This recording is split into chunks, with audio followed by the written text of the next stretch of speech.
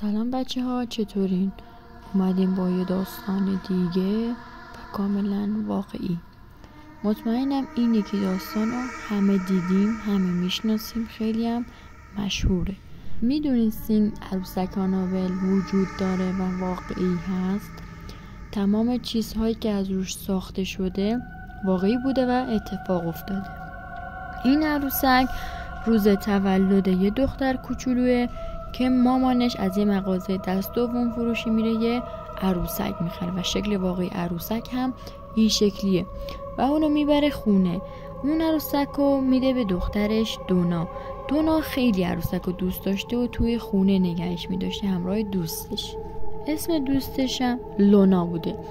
این عروسک اول کاملا عادیه ولی کم کم مثلا یا از روی صندلی میافتاد یا دستشو تکون میداده، فکر میکردن عادیه ولی کم کم بیشتر شد و بچه‌ها خیلی ترسیدن، نگران شدن و رفتن پیش کسی که کمکش بکنه. تا اینکه یه روز دونا این عروسک رو زیر تخت میبینه که یهو میکشتش و اذیتش میکنه، میترسه، میبرتشون پیش یه مودیا که بتونه بهشون کمک بکنه.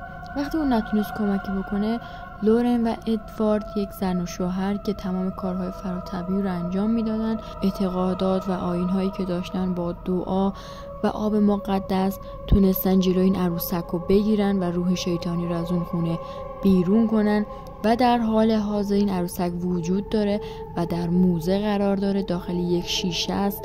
بین تمام عروسک ها، تمام اجناس لورن و ادوارد و هیچ کسی حقی نداره به اون دست بزنه، زیرا اون طلسم شده است. بچه ها این عروسک حتی وقتی داشتن میبردنش فرمون رو کش کرده، سعی کرده جلوشو بگیره ولی خوشبختانه نتونسته.